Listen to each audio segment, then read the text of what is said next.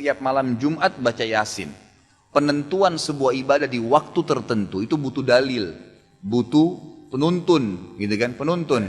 Kalau Al-Kahfi jelas ada perintahnya, jelas ada perintahnya. Kalau ini tidak ada perintahnya, tidak ada hadis yang khusus menjelaskan baca Yasin di malam Jumat. Nah kalau kita kebetulan mau baca, pengen baca surah Yasin, umum saja gitu, bukan karena ditentukan malam Jumatnya, maka dibaca silahkan. Tapi kalau dihubungkan dengan waktu malam Jumat gitu kan, apalagi dengan tempat tertentu, ini butuh dalil penjelasan, butuh dalil untuk menjelaskan.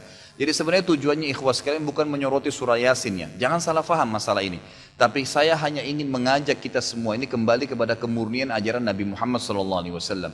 Apa yang beliau tuntun kerjain, yang tidak ada tuntunannya jangan ditambah. Sedangkan yang sudah ada sudah banyak sekali gitu kan. Kalau kita akhirnya pilih Yasin daripada surah Al-Kahfi berarti kita meninggalkan yang lebih pantas gitu kan. Semestinya begitu. Jadi memilihnya di waktu malam Jumat ini butuh dalil yang menjelaskan. Apa yang baik dilakukan menurut Islam apabila mau pindahan atau sudah pindahan rumah? Apa perlu diadakan syukur untuk pengajian? Setahu saya tidak usah, nggak perlu. Jadi tidak pernah ada riwayat disebutkan untuk Nabi SAW baru bangun Masjid Nabawi atau Masjid Kuba kemudian buat acara syukuran. Belum ada sebenarnya itu. Jadi ringankan aja saudaraku, ringankan aja, nggak ada masalah. Nggak ada istilah nanti jadi bala, jadi masalah kalau nggak syukuran, nggak ada kok, gitu kan. Tapi kalau seseorang sebagai tanda syukur kepada Allah Subhanahu Wa Taala, dia mau menyembelih hewan, kemudian memberikan makan orang miskin, mungkinlah. Atau memanggil kerabatnya untuk datang, ini sebagian ulama mengatakan sudah ada. Tapi jangan dianggap bagian daripada syariat ya, karena tidak pernah disebutkan riwayat Nabi SAW pada saat tinggal di rumah beliau atau beliau menikah dengan istri yang baru, beliau pada saat poligami lalu beliau belikan atau siapkan rumah untuk istri yang barunya kemudian dirayakan, tidak ada. Waktu Nabi SAW menikah dengan Sofiyah, waktu menikah dengan Zainab mantan istrinya Zaid bin Haritha, itu kan, beliau SAW menyiapkan tempat kemudian untuk rumah Zainab, kemudian beliau mengundang sahabat untuk makan saja pada saat itu. Karena ada momen walimanya ya, ada memang perintah untuk memberikan makan orang kalau sedang acara pernikahan. Lalu kemudian Nabi SAW sudah selesai, sahabat bubar sudah selesai, nggak ada momen khusus merayakan karena pindah rumah. Itu makan pun makannya karena diperintahkan. Kata Nabi SAW kepada Abdurrahman bin Auf pada saat beliau sudah pakai baju baru, kata Nabi SAW, ada apa Abdurrahman, kayaknya kau sudah berubah keadaan kamu. Dia bilang, iya Rasulullah, saya baru menikah dengan wanita Ansar. Kata Nabi SAW, apa yang kau kasih? Dia bilang, saya kasih segumpal ya, gumpalan emas gitu kan. Lalu kata Nabi SAW, awlim walau bisyad, iklanin walaupun dengan seekor kambing saja, artinya undang orang, tapi acara perkawinan gitu kan. Kalau pindah rumah nggak ada hadis yang menyebutkan masalah itu. Tidak ada namanya setiap malam Jumat membaca Yasin, tidak ada aturan, tidak ada dalil, karena tidak ada contoh dari Nabi, tidak ada membaca Yasin yang dikhususkan setiap malam Jumat. Tidak boleh mengkhususkan teman. Menurut saya kalau masih amal baik ya baik, masa dilarang.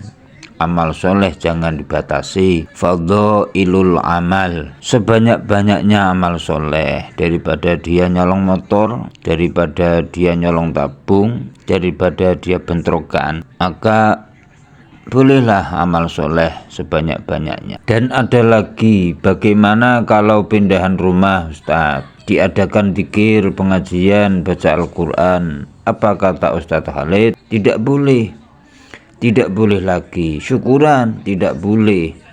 Ini kok sepertinya banyak yang dilarang ya. Seharusnya kan Ustadz itu amar ma'ruf nahi mungkar, mengajak kebaikan, melarang kemungkaran. Tapi kok sebaliknya, setiap umat mau baik, banyak ibadah malah dilarang. Apa katanya? Karena tidak mengikuti sunnah Rasul. Rasulullah tidak mengajarkan. Mungkin ya, kalau Rasulullah masih ada, tak akan melarang. Namanya itu ibadah, namanya itu berzikir, berdoa, tak akan melarang. Bagaimana menurut pandangan Ustadz Abdul Somad? Ustadz tentang majelis taklim setiap malam Jumat baca Yasin, sampai ada yang hafal, tapi tak sedikit dari anggotanya yang tak perintah, tak melaksanakan sholat 5 waktu. Mohon pencerahannya Pak Ustadz. Man qara'a Yasin fi lailatin Siapa yang baca Yasin pada suatu malam, asbaha maghfuran lah, besok subuh dosanya sudah diampuni Allah. Hadis ini isnaduhu jayyid, sanadnya jayyid. Kata Imam Al-Hafiz Abul Fida Ismail Ibnu Katsir dalam tafsir Al-Qur'anil Azim, membaca Yasin setiap malam, tiap malam, malam Senin, malam Selasa, malam Rabu, malam Kamis. Enggak sanggup tiap malam, malam Jumat. Enggak sanggup malam Jumat, mati ya. Yasin wal Qur'anil Hakim innaka laminal mursalin.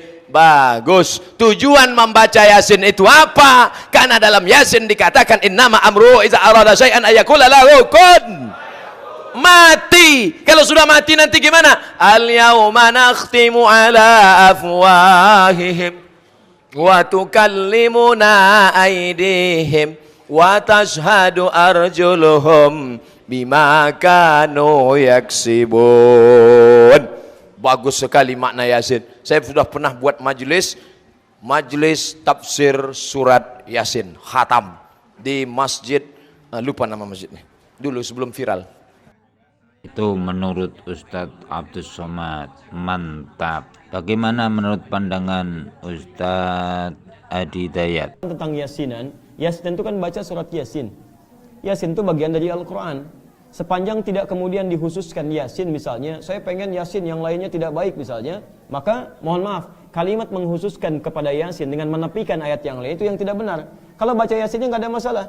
Ibu mau Yasinan silahkan, mau Baqarahan silahkan, mau Ali Imranan silahkan, mau Maidahan silahkan, nggak ada masalah, silahkan. Mau baca-baca sepanjang yang baik-baik. Jadi di situ pelajari, baca isinya, pahami artinya dan amalkan dalam kehidupan kita. Malam sekarang baca Yasin, besok misalnya baca Ali Imran, besoknya Al-Maidah, nggak ada masalah, silahkan. Yang penting dalam bacaan-bacaan itu ada kebaikan-kebaikan, sepanjang tidak menepikan ayat-ayat yang lainnya. Atau misalnya kalau saya baca Yasin, rezeki saya bisa lebih mudah. Atau kalau saya baca Yasin, saya bisa terbang misalnya kan? Jadi saingan sama burung. Nah itu yang kalimat-kalimat itu yang kita hindari. Silahkan keluarkan karena setiap ayat Quran ada fadilahnya, keutamaan-keutamaannya. Kalau ibu ingin bacakan silahkan. Misal, ibu bacakan surah Al-Ikhlas. Qul huwallahu ahad. Al-Ikhlas itu disebut sepertiga Quran. Kalau ibu bacakan Al-Ikhlas kemudian salah satunya apa? Allah akan berikan kemudahan-kemudahan termasuk mempercepat jawaban doa. Misal, ada namanya ulama Sayyid Sabiq Bu, punya kitab Al-Aqaid Al-Islamiyah. Di dalam kitab ini sampai halaman 59, beliau keluarkan hadis posisi paling kanan sebelah bawah tentang seorang sahabat Nabi ketika mau berdoa diawali dengan Al-Ikhlas. Dia katakan, Allahumma inni as'aluka innaka antal ahad as-samad alladzi lam yalid wa lam yulad wa lam yakul lahu kufuwan ahad. Sebentar. Allahumma inni as'aluka an taghfira li. Dia mau minta, ya Allah ampuni dosa saya, cuman dia awali dengan surah Al-Ikhlas. Ya Allah, ini hadisnya sahih. Ya Allah, saya akui engkau yang ahad.